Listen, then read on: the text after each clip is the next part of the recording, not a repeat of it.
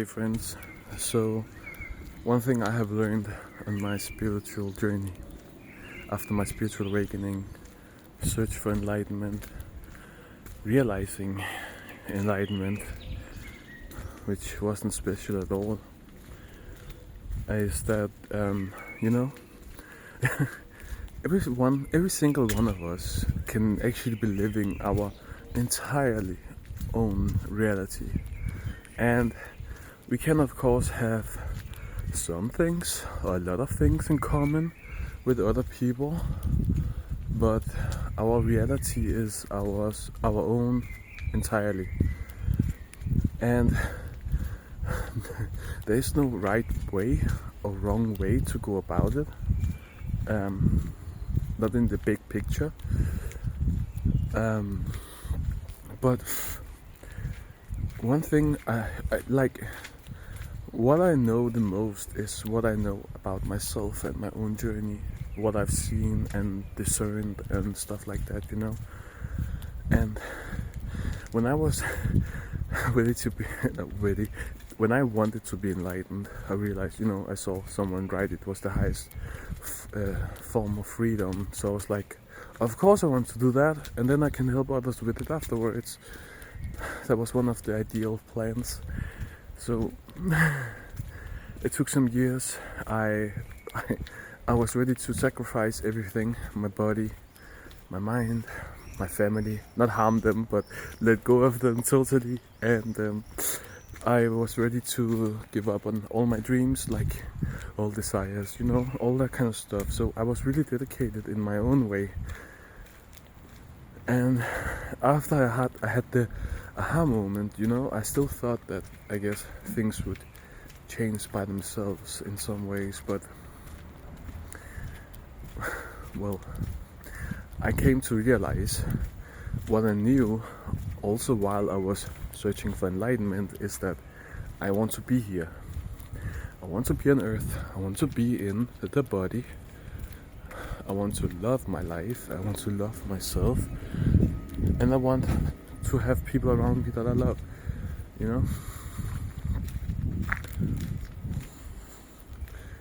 The highest form of freedom. I have been laughing a little about it because I don't see how this is like the highest form of freedom. Yes, I realized I was not the thoughts. I realized I was not the emotions. And I realized I was not the body. Yet, this is my body, this is my avatar in this life. When I say my body, I don't say it as in ownership. I have no idea what I am or even where we are. Yes, we are on Earth in the universe, but where is the universe? We don't know, so we don't actually know where we are or where this is. Another dream, a vivid dream. And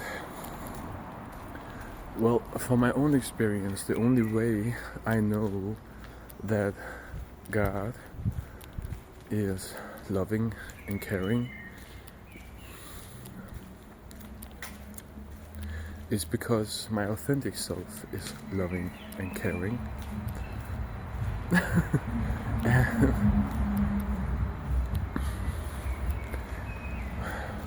When I look at people and what I've seen, since I was born, I've always been very observant, very observing. Almost always, what I can remember, as Christians, And I've seen people act out of belief and act out of, emotions and fear and stuff like that, rather than actually acting out of, the self, I guess. And I've done that myself as well. Like some emotions as well, of course, are valid, and they are, coming from I don't know what fuck they're coming from our true selves, I guess. And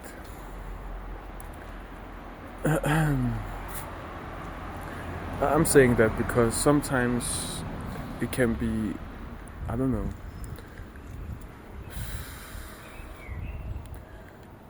sometimes it's not always easy to understand what we are feeling when we feel it. I have an example of this. The first time I fell in love, I was like 10, 11, and there was this girl in my class, and I was thinking a lot about her, and then one day I was going to school, and I had the feeling, in my stomach, butterflies. It was the first time, and I was like, it felt so good, and I was like, this feels so good. Is this what they call falling in love? It is not like an emotion comes with a label on it. So yeah, I figured out that was most likely what they say falling in love. So yeah, the same goes with thoughts. Like many notice that thoughts can be repeating, just like when you hear a song and you hear you hear the lyrics later on. I don't actually know if that is directly just repeating, like they say, like karmic repeating. I'm not sure, but maybe it is. But I know that not all, and maybe even sometimes far from all thoughts that comes to my mind is not mine authentically. I have seen firsthand that if I'm playing on my phone a video game and it's online with others, that, let's say, I'm really good, okay? I'm actually really good when I'm serious. So I can be playing and have a good time and then kill someone in the game, and then I get a thought that is like, I hate you, and I'm like, what the fuck? And I have seen it more than enough times now to think that I can clarify that it is probably coming from the other people in the game. But I was really unaware of this in the beginning, like 5 years ago or whatever. I think it was like this. First I was like, why would I no, wait. I think first I would be like, I don't hate anyone. No, I don't. And I think I've been like this all my life, questioning and being mad even at the thoughts that I was having. I don't hate anyone. Why would I think this, And then I guess it turned to what was it? I know it's not, no, man, I can't remember it. It was like 3 stages I went through, and now I'm aware of that it's not me. So yeah. And the body, well, like, from experience, I have no idea. I can't remember what happened before I was here, and I don't know what will happen after this dream, I have no idea.